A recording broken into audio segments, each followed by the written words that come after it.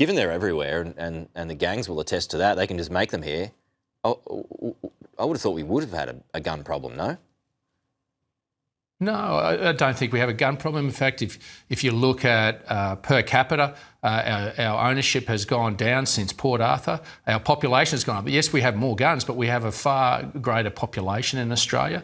And if you look at homicide rates and you look at the cause, guns are a smaller portion than other weapons. And so this is a reality, is that it doesn't matter what it is, but you shouldn't have this naivety to think that you can just take it all away and it'll all go away. Those that have enough hate in their heart will find a way, whether it is a gun, whether it is a knife, whether it is a car, or whether it's a bomb.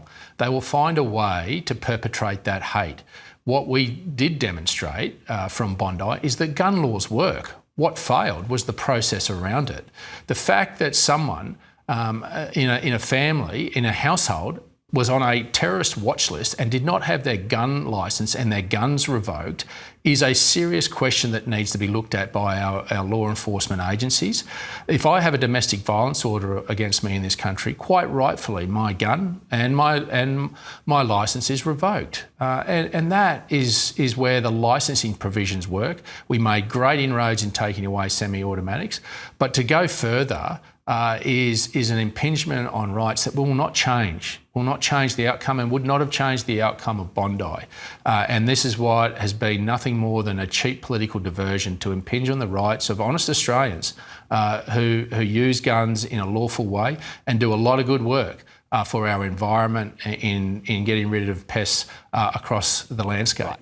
Just a final one here, David, and separate to all of this, you, the Coalition, have been leapfrogged by One Nation on the latest news poll out this morning. How alarmed are you about that?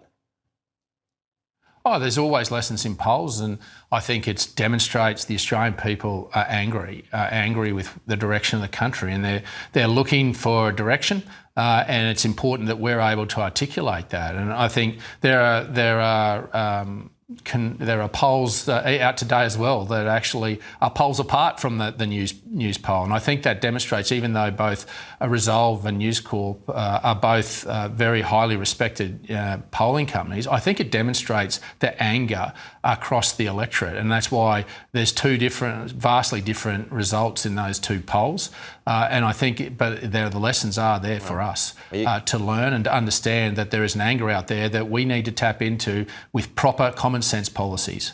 Are you concerned, just a final one here, that other members of the Nationals might be looking at these numbers that Pauline Hanson is getting and following Barnaby Joyce out the door? Well, obviously, I don't think the National Party has done anything but lead for the last 3.5 years. We led on the Voice, we led on nuclear. We were prepared to leave the coalition, left until we got nuclear energy, divestiture of supermarkets, telecommunications policy and a Regional Australia Future Fund. And we were the ones that led the coalition out of net zero.